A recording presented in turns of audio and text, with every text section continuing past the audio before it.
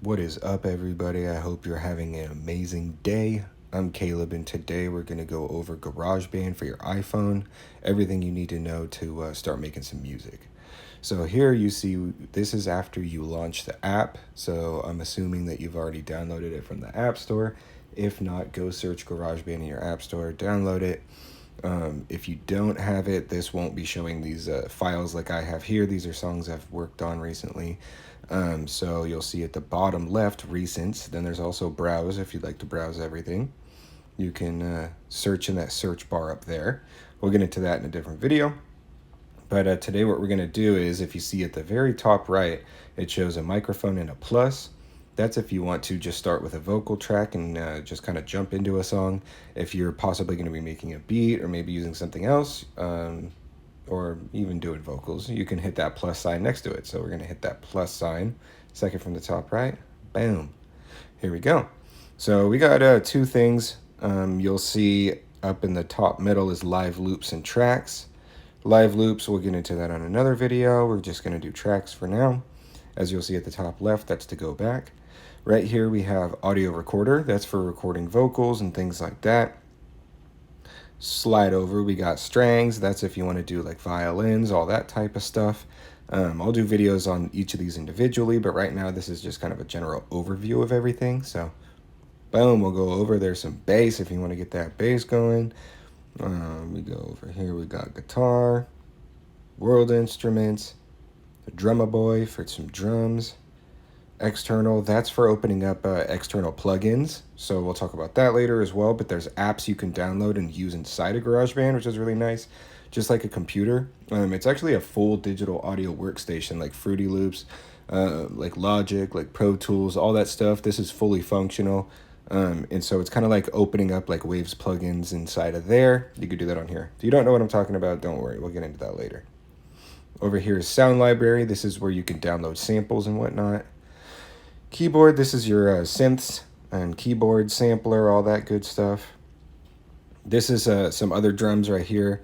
Smart Drums Beat Sequencer. Amp, you can actually plug your guitar into your phone or your bass and you can record that as well. So this is different simulators and things like that to get different tones. It's really really pretty awesome. But yeah, we're back here at audio recorder. I'm just going to tap voice for now so we can get actually into GarageBand itself. Bam. Loading up. And then what it's going to load up, I've got my AirPods in, so it's letting us know. There may be a delay when playing instruments because I'm rocking my AirPods. Okay.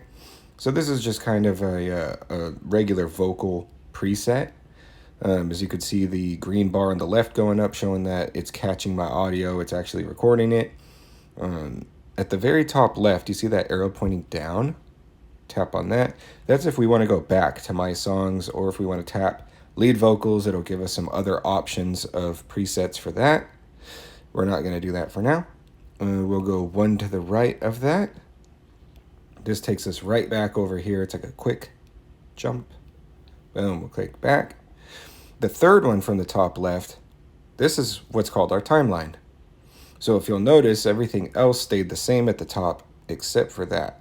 So see, switch back here, switch back here.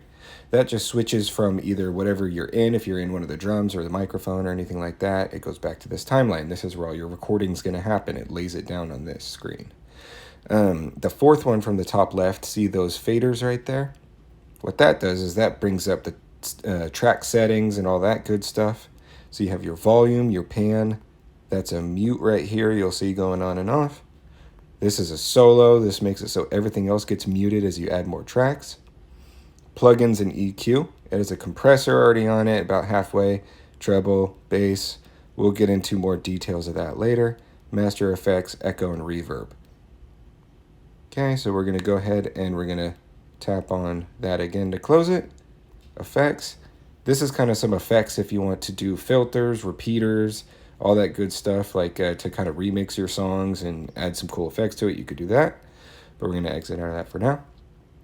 As you look at the top middle, to the left of it, there's that arrow that's pointing to the left with a line. That always goes back to the beginning. Play button, that'll play it. You'll hear that clicking. That's called a metronome, that blue thing that's going back and forth. That's counting to make sure that you're on time if you're going to be laying down instruments or recording vocals or whatever. You notice that a stop button appeared. Now as we tap stop, it goes back to the start over button. So we'll tap top, middle to the left. Goes back to the beginning right there. Record button, that's what you're going to hit when you're ready to start recording. Gives you a count in, and then it starts recording. Hit stop. Remember that third from the far left going back to our timeline. That takes us back over here. And there's whatever we just recorded, which is nothing that we want. So we'll go ahead and we'll tap on that. Tap on it again. It gives us some options. Cut, copy, paste, delete, loop, split, rename settings. We're just going to delete. There we go. That's gone. If you don't want that metronome ticking, that doot, doot, doot, doot sound, you just tap on the metronome and it'll turn off. See how it goes on and off when you tap it. Now as you go to the right side at the top, you see that arrow that's pointing back. That's an undo. So if you do a couple things, you don't like it, you can tap that a few times and it'll go back, go back, go back and erase what you've done.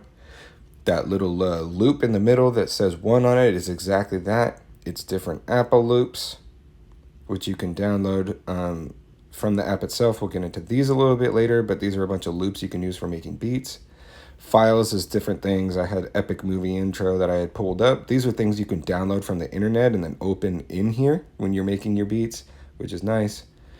Music, there's different music that you can add in here that you have on your phone. So we'll cancel for now. Settings, that little cog up there. Metronome and count-in, you can change that. Tempo, this is where you'll either tap your tempo or go up and down to the exact tempo that you want it to be for the song. So if you're singing or rapping over a beat, you'll want to know the tempo of it. Time signature, the majority of popular music's in 4/4, so you don't really need to touch that.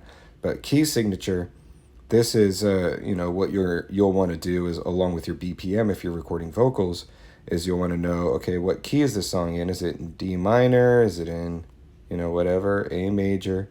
You want to have follow song key activated. This is going to be for like your auto tune and things like that. It's going to keep things in the right key if you'd like to use that. Time ruler. So this changes it from bars to actual time. So see how it's got 0 seconds, 5 seconds, 10 seconds, 15 seconds. When you tap it again, it goes back to bars. I usually just use time ruler at the end of my song, like after I've kind of laid out the general construction of it. Then I'm like, okay, how long is this? And that's if I'm making beats and things like that. A fade out is exactly what it says. You turn that on and it'll fade the song out at the end. Notepad to write notes. Jam session if you'd like to connect to other people. We'll go over that in another one. Advanced, we don't need to get into that now. Help, all that good stuff.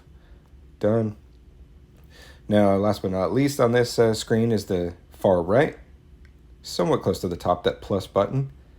You tap that, and what that does is that lets you know how many bars it's showing on the screen. If you're going to be pulling in a beat, you're going to want to turn it on automatic because that'll automatically adjust the length to the beat that you want it to be for the song. If you're making beats, you can have it on this so you can, make it as long as you want and make loops in there, and it'll kind of adjust with you. So let's move to the far left. You'll see that gray part with the microphone at the top left. You can actually swipe that open. And now this is where all your tracks are going to be. So here's kind of the volume right here. You can turn this up or down to level it. You got your mute and your solo like I showed you before. Bottom left, that plus sign, that's going to add another track. So if we want to come in and we want to add some smart strings, which we'll get into later, here's the screen for that. You go to the top left, third in from the left. That takes us back to the timeline. See how it's right under the microphone, and then we can adjust the volume of that. So when you get into making beats and things like that, this is how you're going to add different layers to it. And again, if you're recording vocals, you're going to pull in your beat and then you're going to want to record your vocals and then, do the levels on it. So this is kind of just a general overview of it. If you've enjoyed this video so far, make sure that you subscribe to me to get some more content and leave a comment down below saying I've subscribed. I'll talk to you guys soon. Peace.